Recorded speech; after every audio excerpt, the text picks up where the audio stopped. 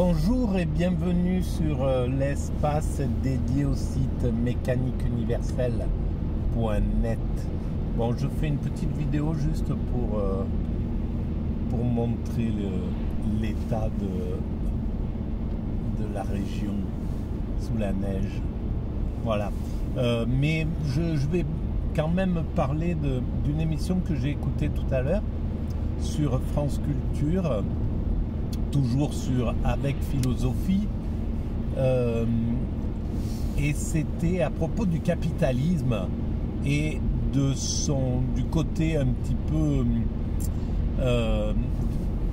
pervers, la perversion qui est mise en avant, la libido, etc., pour vendre des produits. Bon, voilà.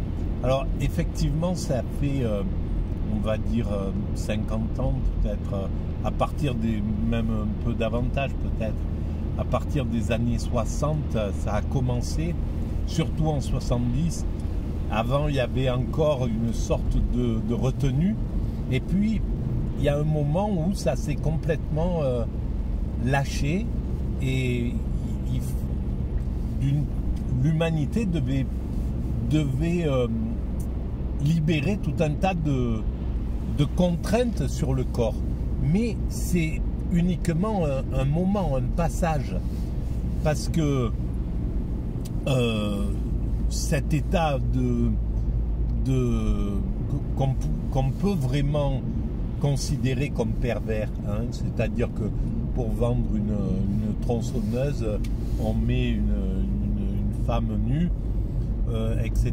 Voilà, on en est encore là, on est encore dans ce mécanisme-là, on est encore dans les émissions de télé qui mettent du sexy à outrance pour pouvoir racoler des spectateurs. Bon, on se rend bien compte que ça sexualise à bloc et que ça va chercher, ça va essayer de toucher des instincts. En fait, ça cherche pas à parler à ta conscience, à notre conscience.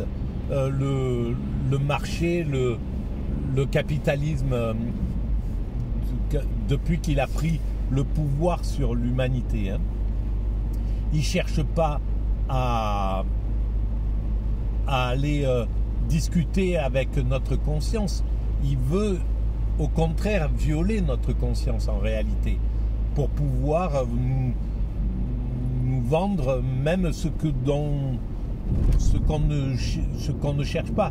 Et ça, c'est flagrant dans les supermarchés, par exemple. Ils nous font passer par des endroits bien précis. Ils mettent des choses devant les banques, devant les caisses, pour attiser les enfants s'il y en a. Voilà, et c'est là où il y a une perversion assez intense, hein, parce que c'est carrément un viol de notre conscience. Si on nous impose d'acheter des choses en touchant nos instincts, en touchant notre inconscient, en allant parler à notre inconscient, c'est une perversion absolue, ça c'est clair. Mais ce moment de perversion, cette période de perversion touchera à sa fin, comme la période précédente, c'est-à-dire, bon, il y a eu des moments où la couleur était même interdite pour les femmes, où le fait de s'habiller comme elles le voulaient, elles n'en avaient pas le droit, voilà, et ben ces époques-là ont été révolues, elles ont existé pendant un certain temps, et puis à un moment, il y a une libération, il y a une sorte de révolution qui va faire changer les mœurs et les faire évoluer. Alors, on est souvent, quand il y a un changement de mœurs comme ça, on va souvent vers l'excès, vers quelque chose d'un peu forcené, et puis après ça revient vers la norme, vers la tranquillité. Mais par exemple, c'est la même chose si on achète une voiture neuve, ça m'est jamais arrivé, mais bon, admettons que quelqu'un achète une voiture neuve, il va la bichonner, il va l'entretenir, il va la nettoyer, il va passer du temps, il va prendre du plaisir avec ce véhicule neuf, et puis à un certain moment, ce véhicule devient plus que utilitaire. Il a fini de jouer sur nos pulsions, en somme, sur notre tendance à la nouveauté, etc. Et puis après, ça devient notre voiture, c'est tout. Et on sort, elle prend sa véritable vocation, c'est-à-dire de nous amener d'un point à un autre, et c'est tout. Voilà. Mais par contre, le marché, c'est là où, sur la mécanique universelle, j'ai, dès le début, il y a, depuis les années 2000 où la mécanique universelle est en ligne, il y a une critique acerbe du marché, justement. Et j'ai bien montré qu'il se conduit de façon perverse. Et même au-delà, comme un proxénète, en réalité, le système du marché. Le capitalisme, le néo-capitalisme se conduit comme un proxénète. C'est-à-dire un proxénète, son mécanisme, c'est qu'il prend quelqu'un, il prend une femme, admettons, qui vit dans un monde tranquille, de paix, voilà, paisible. Il la sort de ce monde-là, il la plonge dans un monde de plaisir, etc., mais un monde dangereux. Après, une fois qu'il a réussi son coup, il la met dans une position extrêmement dangereuse, et il va lui dire qu'il est là pour la protéger, en réalité, alors que c'est lui qui a créé le danger. Et ben, le marché fait exactement la même chose. Ce système capitaliste depuis 30 ans fait exactement la même chose avec les ouvriers. Il les stresse, il nous stresse, il nous demande de travailler plus pour gagner plus, alors que on ne gagne pas plus qu'avant, mais on travaille plus. Voilà, il nous met dans une sorte de stress. Avec les médias, il y a un brouhaha, une agitation. Dans la vie, il nous plonge dans l'agitation.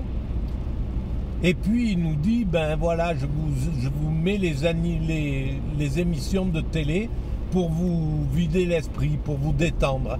Et d'ailleurs, les gens qui présentent ça, ils disent, moi je suis animateur, et c'est pour donner du plaisir aux gens, pour les détendre. La vie est assez difficile, etc. Elle a été rendue difficile par leur patron, tout simplement. Et donc, c'est un vrai mécanisme pervers, quoi. Et sans compter, je mettrai des vidéos que j'avais fait à l'époque sur les émissions de télé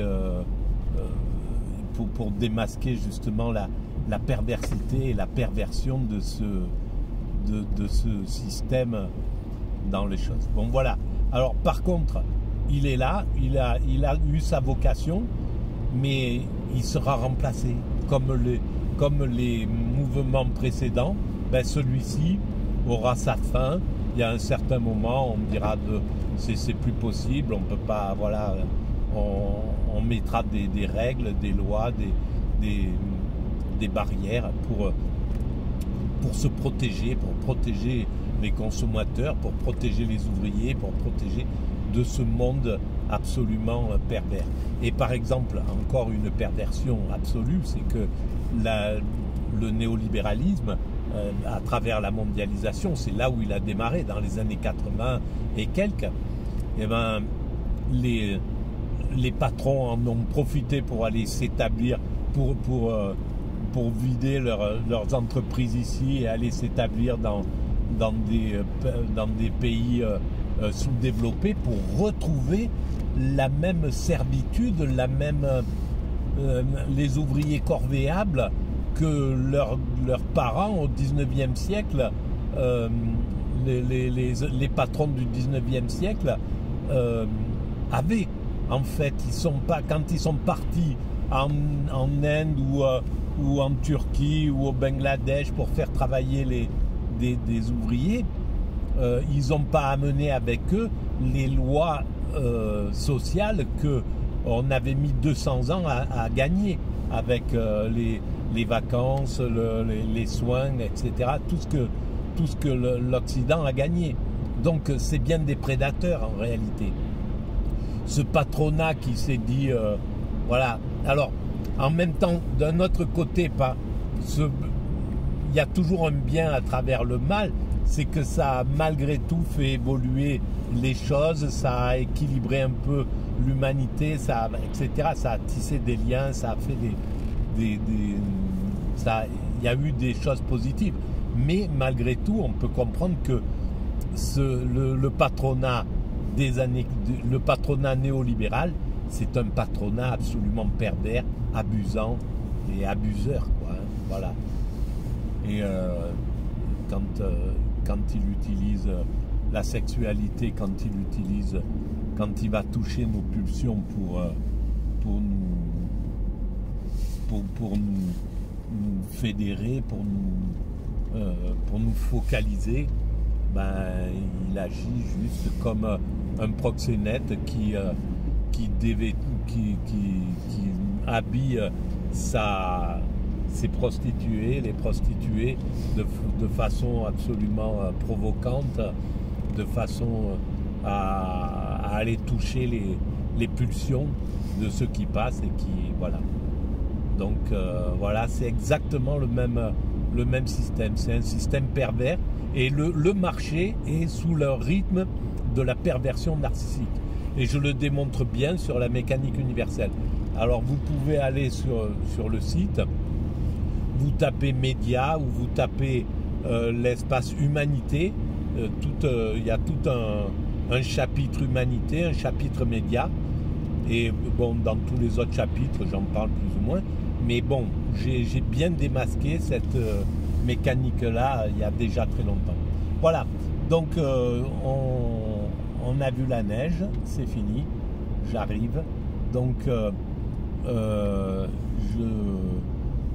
si vous pensez que ces vidéos ont un peu d'intérêt, ces vidéos atypiques, cette pensée atypique a un peu d'intérêt universel, vous pouvez mettre des pouces, vous pouvez vous abonner, vous pouvez mettre vous pouvez envoyer le lien à vos amis, vous pouvez aller visiter la mécanique universelle sur le site mécaniqueuniverselle.net et vous pouvez laisser des commentaires, j'y réponds systématiquement.